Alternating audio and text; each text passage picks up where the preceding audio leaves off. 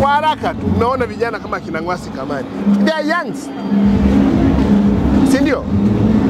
Vijana unaweza kutaja wangapi? Vijana kama kina Ngwasi, vijana kama Judith Kapinga ni vijana, vijana kama kina Rusabu, hao ni wa kike. Manaibu waziri vijana kama kina Kundo, mawaziri vijana kama kina Aweso kagombea fresh from the university, akaja kagombea ubunge. Mavunda amegombea hapa Dodoma, anatoka Mzumbe chuo kikuu, aliattempt first time akashindwa na Marole, second time akaja akashinda.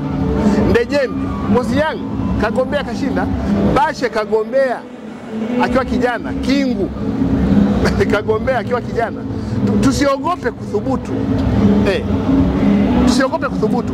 Mimi niliwaambia mimi sigombei. Kwa nini? Kwa sababu nayo kazi ambayo ya kwangu nafanya nimeridhika nayo. Lakini siwezi kuambia vijana wao watazamaji kwenye uchaguzi huu no waende wakagombee. Narudia, tunataka mabaraza mazuri ya madiwani yanayofahamu maana ya 10%. Tupate vijana ambao sehemu ya maamuzi, wa kike, wa kiume, watu wenye ulemavu. Huu ugomvi tunaobishana hapa kuhusu 10% ya 10% ile ni hela nyingi. Tupate mamea vijana wazuri, tupate wenye viti wazuri wa halmashauri. Kundi kubwa la vijana liwe sehemu ya maamuzi. Ni kweli sio kwamba kuwa na ujana kwamba ni sifa za uongozi, lakini hatuwezi kuandaleti. Hatuwezi kuandaleti. Wawe sehemu, wagombee, wawe sehemu ya michujo. Wawe sehemu. Na mimi nawaambia vijana wa CCM, gombeeni. Usiwe mpambe wa mtu, jaza fomu. Jina lako lisiporudi muunga aliyerudishwa. Tena baada ya kuteuliwa. Usikae tu ukasema mimi tunaheshimiana sana na Mtaka, mimi kwa kweli sitagombea. Wewe ni Mungu. Je, Mtaka akifa, akishindwa?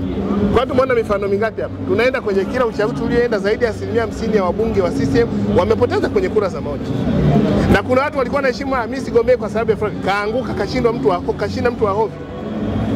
Sasa vijana wagombee.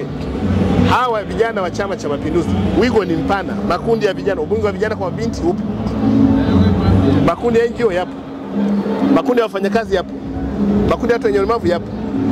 Lakini kwenye majimbo vijana mbona wako wengi, na nimesema mifano mizuri. Kina Aweso, mambo ya pesa, mifano ipo.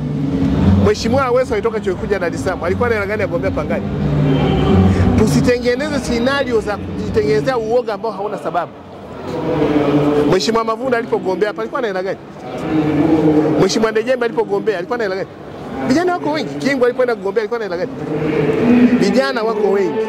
Na utakale utasema sina hela, kesho unasema ni watoto wa viongozi, kesho kuta ni watoto wa fulani. Hamna mtu aliyekataza mtu kugombea. Huu ni mwaka wa fursa. Nasema kabisa huu ni mwaka wa fursa kwa vijana wa Tanzania.